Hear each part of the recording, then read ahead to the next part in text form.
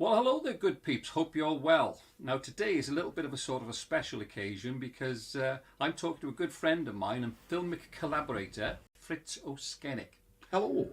And we're actually going to be talking about the general theme of positive well-being, or the things that sort of excite him, and the things that he likes to do, and some advice that he might want to give to some other people. But don't worry, we'll keep this PG. As much as possible, yeah. I'm going to ask him if he can sort of talk a little bit about himself and the sort of things that he does as Fritz O'Skennick. Or should I have gone as Fritz O'Skennick?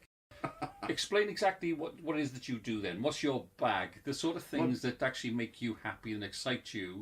But my main thing is creating art and performance. I love performing. I love having an audience. I love being the centre of attention.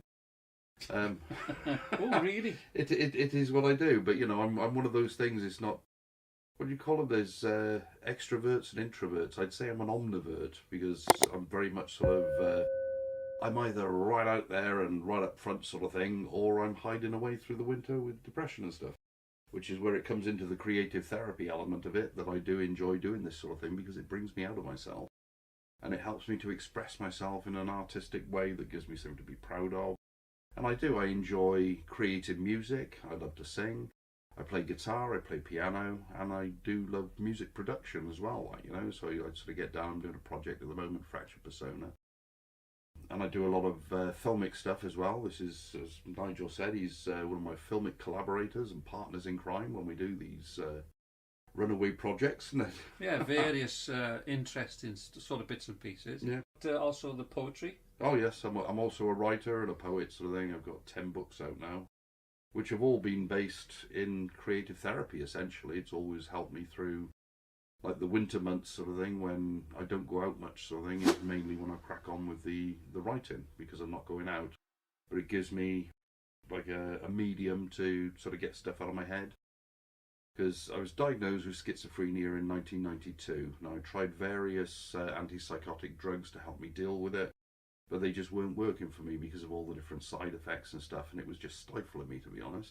So I had a word with my psychiatrist, and he said to me, okay, well, come off the meds, but start making journals of your thoughts, start making journals of what the voices might say in your head and all that sort of thing. It becomes like a springboard that you can write stories from. Do you think that this is something that maybe could help people just in relation to feeling more useful, more creative, better self-esteem and stuff like that? Oh, definitely, because when you do actually create something from it, like we've done with the films and stuff, you know, after we're done with the editing and we got our final product sort of thing, we look back on it and it's something that gives you an air of pride, doesn't it? Yeah. And that pride builds your confidence. Yeah. You know, and you're wondering, oh, well, we did that, and it's something special. What can we do next? Like, but also what I want to say, because this is a constant theme of the stuff that I'm talking about here, is we're filming this with 2 phones, right? And I talk a lot about the fact that there's one element is telling the story. The other element is very much to do with the fact that you can do it. It's very much to do with the fact that you don't have to have a £25,000 camera and lots of lighting, etc., etc. Oh no, you don't even need a crew half the time, do you? Well, me and you. Yeah. That is, Yeah. So there you have it. That's my friend telling you what he does, telling you the sort of things that make him happy, telling you the sort of things that excite him, and more so talking about the things that fulfill his ambitions, how sort of both of us really can feel quite proud of the fact that we've made these things and we've brought these things into the world. They weren't there before. I'm talking more or less about a positivity. I'm talking about the fact that these things can be very, very useful in relation to your self-esteem. I'm talking about the fact that we gave birth, not literally, you know, but we gave birth to these particular things that weren't there before. That's it. Paint a picture, Nigel. Yes.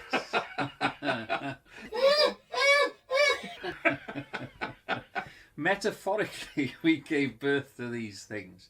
So it's been really nice to speak to you and explaining exactly what it is that you do. Something which is really important to these particular films is the motivation for doing it, the why as opposed to just the what. Indeed. So anything else you want to say just to finish off? Yeah, I'm just trying to think of that quote that we used we've used in previous projects. Every great journey starts with the smallest of steps. That's the one. And Yeah. how do you eat an elephant? One bite at a time. Yes. Thank you, mate. Yeah. The pleasure's all yours, sir. Nice to speak to you. Yeah. Whatever.